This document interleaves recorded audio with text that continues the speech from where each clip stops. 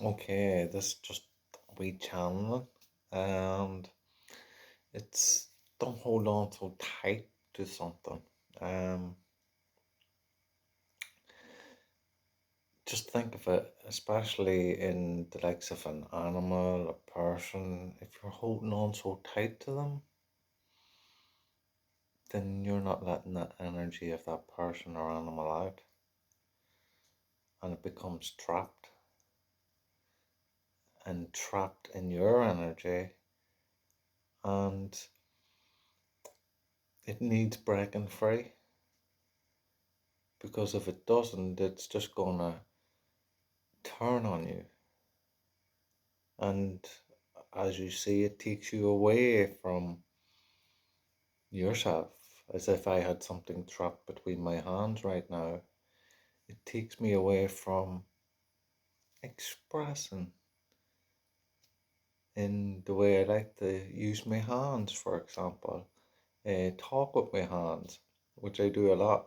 I have noticed, and it's just who I am.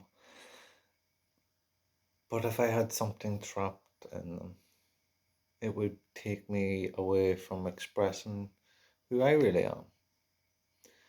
Like trapping anything or being too close and grabbing and squeezing and holding on to it is going to hurt when it's gone. And the more attached you are to it, the more hurt you're going to feel to it. So let it go and see what the attachment really is. It's connected to a feeling that's within you that you've always got and that you can always go to. If you can find what that feeling is, what's the satisfaction in that feeling? Look for it. Look for why you get attached to something. Like a phone, for example. If you get attached to a phone, what is it that attaches you to it? And I find that like a phone is because it's got so much going on in it and it takes you away from in here where people don't want to look because deep down inside their soul, they know in here they've a lot of cleaning up to do. And maybe that's a reason to throw away the phone and clean up here so here could feel fresh. So it doesn't need to be attached to the likes of a phone. That's just an example, but we all get attached to things. But I find I was even speaking earlier about coffee, and I found that because I have a really addictive personality, I get attached to things all the time. But I also know that, which leads me to break it up. So I'll get in the habit of taking coffee regular in the morning, so used to.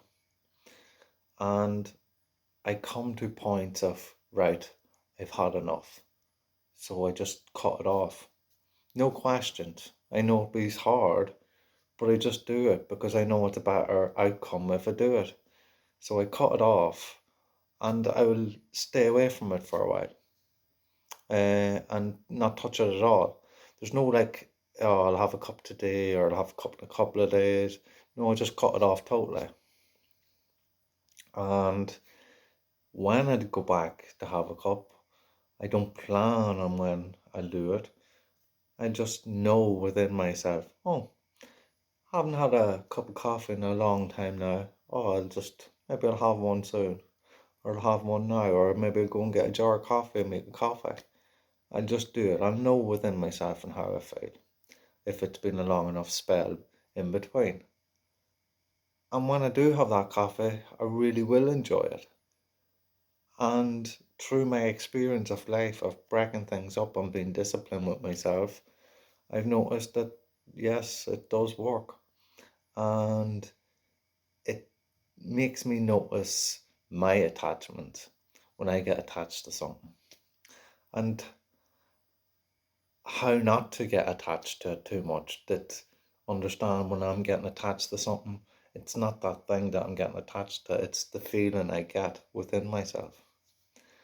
And I can use myself in different teachings that I've learned in myself and how to adapt to that. So when I take it away from myself and I am disciplining myself, then I don't feel the effects of that loss because I have other things that I use to add to that time where I take the coffee and things that I enjoy.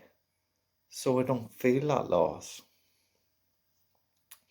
As usual, just my saying, my point of view, and love and peace to you all.